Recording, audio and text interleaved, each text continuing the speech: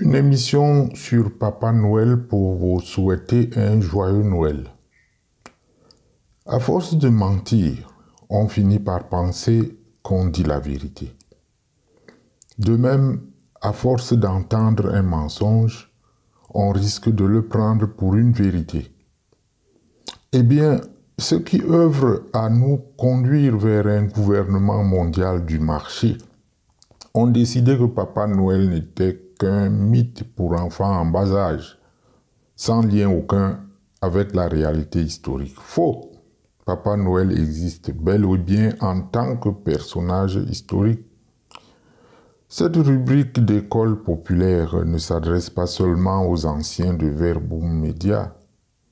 Vous qui êtes nouveau ici, vous pouvez aussi vous abonner et activer la clochette de notification pour être averti de toutes nos émissions.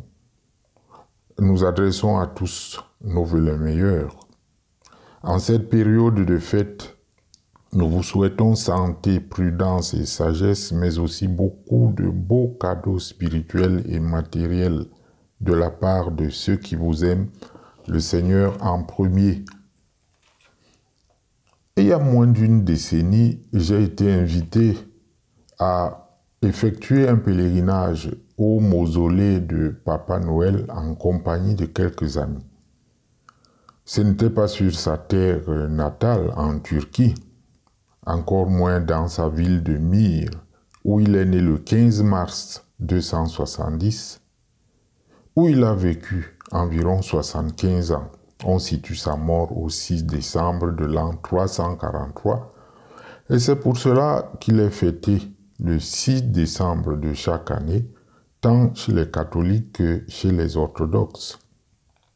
Mort en odeur de sainteté, ces reliques se sont avérées un pôle de rayonnement spirituel par des miracles qui se produisent autour et le grand élan de dévotion qu'elles suscitent. Encore jeune, cet héritier de famille riche s'est distingué par une générosité extrême, notamment envers les enfants vulnérables ou en difficulté. Il finit par devenir évêque et patriarche de sa ville. Il s'appelle Nicolas, vous l'avez deviné. Sa vie de très grande charité lui donne une renommée de bienfaiteur des enfants défavorisés dans toute cette contrée du Moyen-Orient. Ces miracles les plus éclatants semblent se situer toujours en début de l'hiver, ce qui correspond à la fin de l'année civile chez les Occidentaux. Ces charismes sont spectaculaires et ces miracles à peine croyables. Les raconter rendrait ce podcast interminable. La multiplication de la nourriture pour les affamés en est le moindre.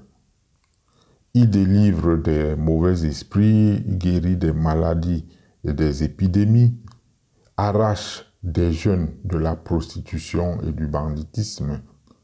Il a le don de multilocation qui lui permet de faire des tournées d'évêques sur plusieurs lieux en même temps. Ce charisme très rare s'est d'ailleurs manifesté au XXe siècle avec d'autres personnages historiques tels que Padre Pio de Pietrelcina par exemple. Deux de ces miracles les plus réputés se sont manifestés autour de la période de Noël. Alors qu'il célébrait la messe de minuit sous un froid glacial, une maman parmi ses fidèles laissa son nourrisson se réchauffer dans de l'eau tiède sur un feu doux, sous le regard de sa fille aînée, pour ne pas rater la messe. Elle fonça à la cathédrale.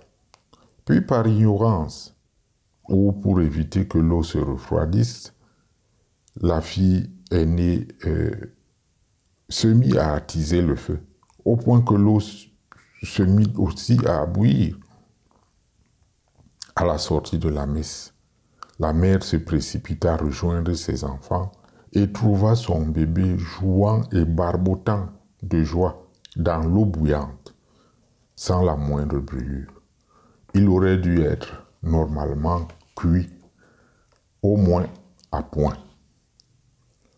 Le second miracle que je choisis pour vous est celui de la résurrection de 3 enfants que des anthropophages, c'est-à-dire des mangeurs de chair humaine, avaient raptés et assassinés, puis dépecés et congelés avec du sel et des condiments, prêts pour leur restaurant. À la prière de l'évêque Nicolas, ces enfants sont ressortis de cette congélation. Des morceaux, ils se sont trouvés reliés, tous vivants, sans trace de torture aucune.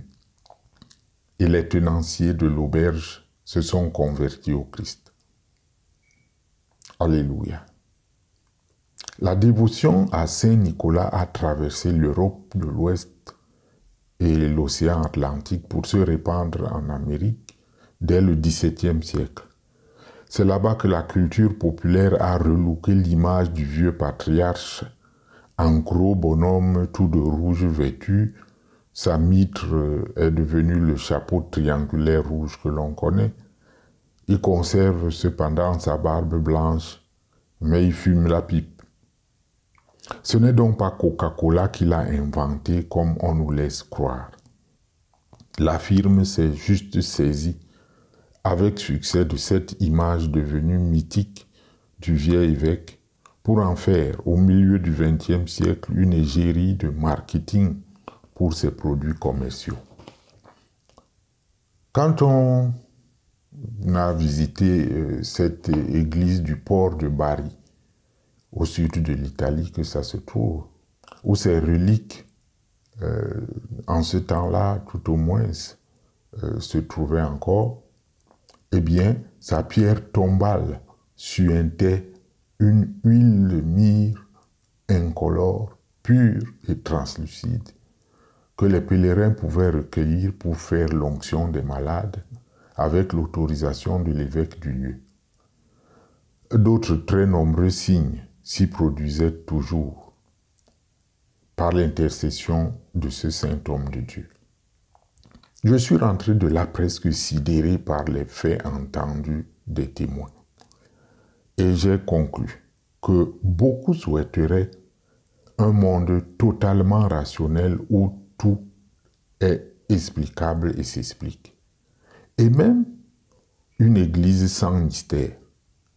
Hélas, comme Paul le dit aux Corinthiens, la prédication de la croix du Christ est folie pour ceux qui se perdent. Ça, c'est dans 1 Corinthiens 1,18.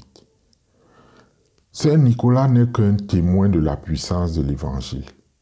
Loin d'être une idole ou un démiurge, il symbolise la tendresse de Dieu le Père pour ses enfants. Cette tendresse que les parents incarnent quand ils pouponnent leurs enfants, quand ils leur font des cadeaux en fin d'année, en mémoire de la naissance de Jésus-Christ, le béni éternellement. Amen.